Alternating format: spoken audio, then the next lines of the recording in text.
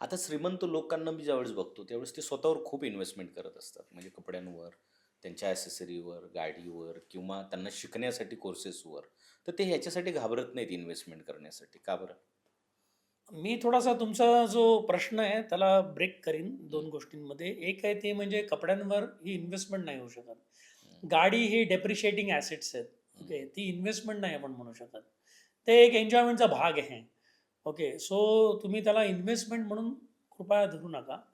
हं, अ, पण तुम्ही जो दुसरा सांगितला की बिझनेसेसमध्ये किंवा अ, इतर जिथे सोर्स ऑफ इन्कम निर्माण होऊ शकतं. म्हणजे फॉर एक्झाम्पल तुम्ही एखादा त्यांनी व्हर्टिकल ओपन केलं आणि त्या व्हर्टिकलमध्ये ठरवलं की मी एक वेगळं चॅनल सुरू करतोय.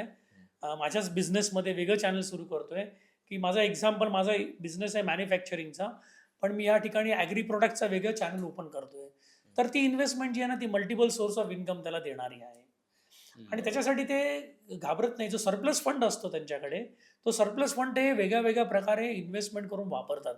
आता आपल्याकडे तुम्ही बघितलं असाल, की मोठ्या कंपन्यांनी इन्व्हेस्टमेंट केले आहेत. इन्शुरन्स सेक्टरमध्ये ते आले आहेत, बँकिंग सेक्टरमध्ये आले आहेत.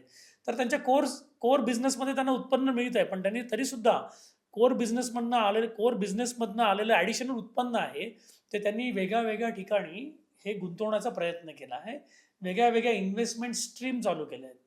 ओके. आणि आय थिंक त्यात ते प्रॉब्ली 100% सक्सेसफुल होतील की नाही होतील आपल्याला माहिती नाही.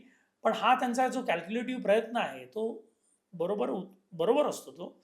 आणि मूळ त्याच्यामध्ये काय आहे की त्यांच्याकडे मुख्य बिझनेसमधनं जो ॲडिशनल इन्कम निर्माण केलं त्यातनं तो त्यांनी सोर्स ऑफ इन्कम वेगळं चालू केलेलं आहे. तुमच्याकडे ₹100च आणि 100चे ₹100 तुम्ही अननेसेसरली नॉन एक्सपर्ट थिंगमध्ये टाकल्यात, तर कदाचित तुम्हाला लॉस होऊ शकतो.